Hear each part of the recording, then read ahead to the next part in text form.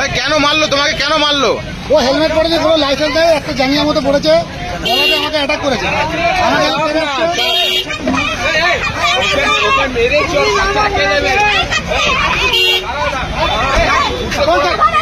ওটা নিয়ম নেই, তুই ওকে চটটা মারলে চোখটা তোমার কোনো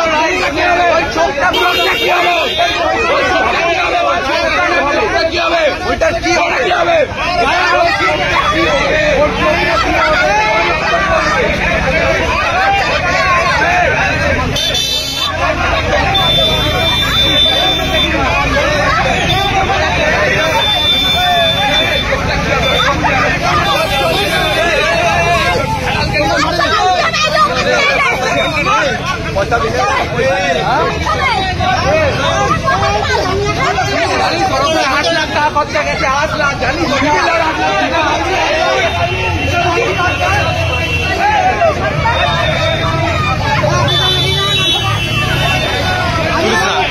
কেস খাবি পুলিশ না।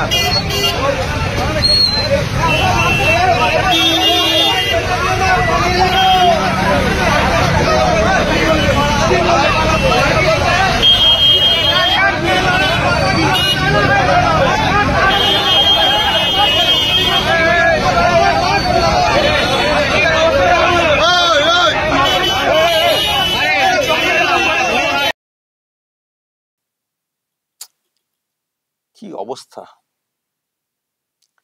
দর্শক, দেখুন দিদির পুলিশের কি অবস্থা।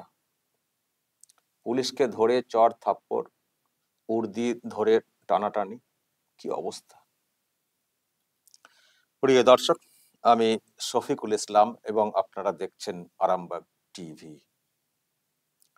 দর্শক, যে ভিডিও এসছে হুগলির, লেখা দেখতে পাওয়া যাচ্ছিল, নিশ্চয়ই আপনারা হয়তো লক্ষ্য করেছেন হুগলির লেখা। এবং আমি যে খবরটা পেলাম যে চুচুড়ার ঘটনা, পুলিশ কর্মী, যেটা উনি বলার চেষ্টা করেছেন যে হেলমেট পরেননি বলে কিছু একটা নিয়ম ভাঙার একটা বলার চেষ্টা করেছেন, কিন্তু ইনারা এসে যেটা বললেন যে মানে থাপ্পড়, মানে চড় থাপ্পড় মনে হচ্ছে মেরেছেন পুলিশের ওই কর্মী।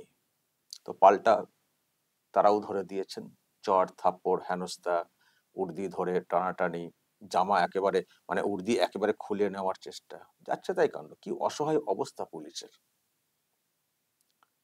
রাস্তাতে যারা আছেন লোকজন সব দাঁড়িয়ে দেখছেন, একা পুলিশের আরো লোকজন হয়তো আছেন আশেপাশে, মানে তারাও আর এগিয়ে আসতে পারছেন না, মানে এইরকম অবস্থা দেখে। মানে কি অবস্থা দেখুন, একজনকে ধরে টানাটানি চলছে। আচ্ছা, এক মহিলা পুলিশ কর্মী দেখুন, উনি আবার কাউকে মানে ফোন টোন করছেন, খবর টবর দিচ্ছেন, আর এদিকে উনি অসহায় অবস্থাতে দেখুন কি অবস্থা, ওনাকে ধরে থাপ্পড় টাপড় মারা হচ্ছে। দর্শক বলবেন যা ভিডিও দেখছেন যদি এই নিয়ে আপনাদের কিছু বলার থাকে। তবে আমি একটা কথা বলবো, দেখুন এই যে যেগুলো হচ্ছে এগুলো তো ভালো না, পুলিশকে মারধর করা, এই করা, এগুলো তো ভালো না, এগুলো কাম্য না। কিন্তু আমি আবার আর একটা বিষয় ভাবি, অন্য দিকটা ভাবছি যে কেন এই রকম অবস্থা হয়ে গেল পুলিশের। আজকাল পুলিশকে দেখলে দেখবেন খিস্তি গালাগাল তো আছেই, ও তো অ্যালাউ হয়ে গেছে কার্যত, সবাই দিচ্ছেন, শাসক দলের নেতারা দিচ্ছেন, সবাই দিচ্ছেন। কিন্তু আমি দেখছি যে পুলিশ যখন চড়াও হচ্ছে, পুলিশের উপরেও মানুষ চড়াও হয়ে যাচ্ছেন, পুলিশকে ফেলে পেটানো হচ্ছে,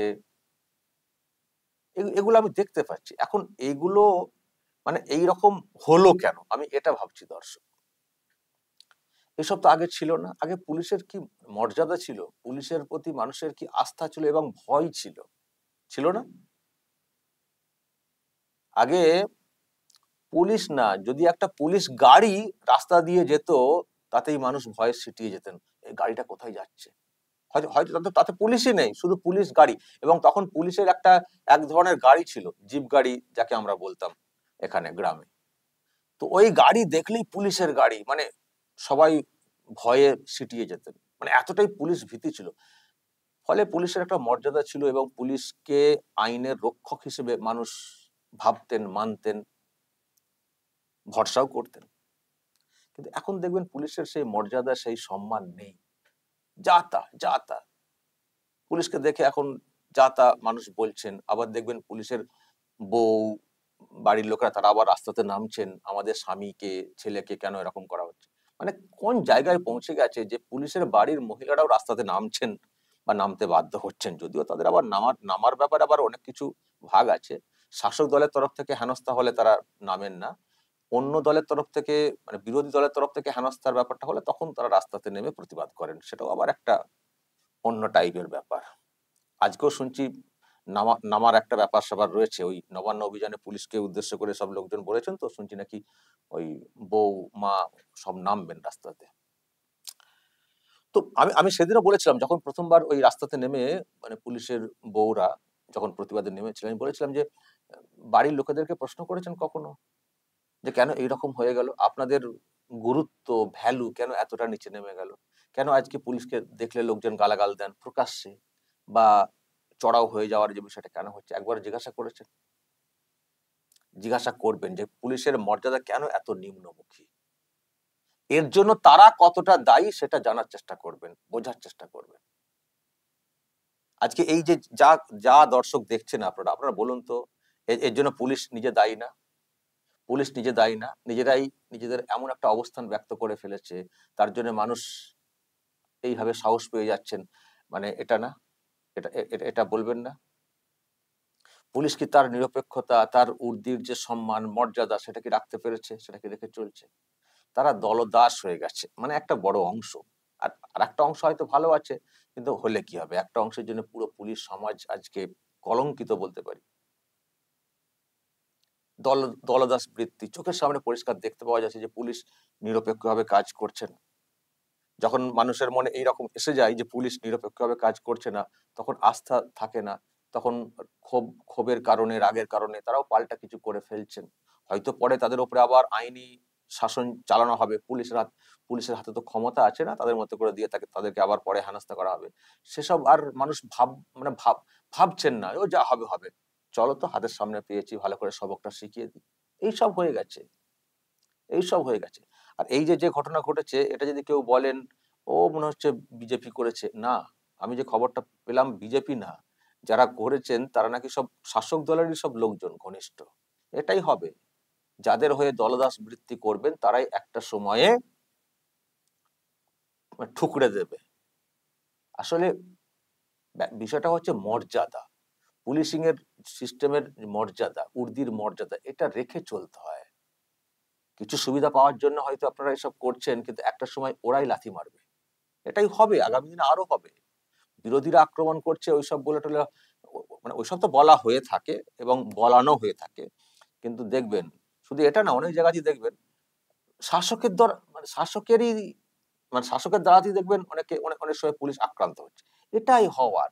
যখন নিজেদের সম্মানটা মাটিতে লুটিয়ে ফেলবেন না, তখন আর কেউ মর্যাদা দেবে না, কেউ মর্যাদা দেবে না।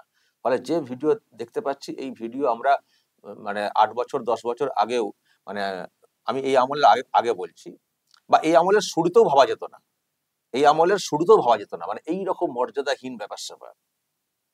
যত দিন যাচ্ছে ততই কিন্তু পুলিশের প্রতি মানুষের আস্থা হারাচ্ছে, ভরসা হারাচ্ছে, ক্ষোভ বাড়ছে সব দিক দিয়ে। শাসকেরই তো একটা দল, একটা অংশ বলছে মানে দলদাস বৃত্তি, কিন্তু সেখানে শাসকেরই আবার অন্য অংশ পুলিশের প্রতি রাগ, কারণ দলদাস বৃত্তি হলো আবার এত গোষ্ঠী আছে, তো এই গোষ্ঠীর হয়ে কাজ করছে অন্য গোষ্ঠী ক্ষুব্ধ, ফলে তার তরফ থেকে মানে এই হচ্ছে ব্যাপার আর কি। মানে এই নিজেদের নিরপেক্ষতাটা না রাখতে গিয়ে পুলিশ এমন একটা জায়গায় নিজেদেরকে নিয়ে চলে এসছে যে পুলিশের প্রতি ভয় ভীতি সম্মান দেখানোর যে ব্যাপারটা সব শেষ। সেই জন্য এরকম ঘটনা ঘটে যাচ্ছে, খুব দুর্ভাগ্যের ঘটনা। এই ধরনের ঘটনা উচিত না। তো ওখানে তো বলা হচ্ছে পুলিশ নাকি মেরেছে, তাই তারাও মেরেছে। পুলিশের ওই কর্মী মেরেছেন কাউকে, তারাও ঘুরিয়ে মেরেছেন, মানে হেনস্থা করেছেন। এই হচ্ছে ব্যাপার। দর্শক বলবেন যদি এই নিয়ে আপনাদের কাছে আরো বেশি কিছু জানা থাকে, অবশ্যই বলবেন এবং নজর রাখবেন আরামবাগ টিভিতে।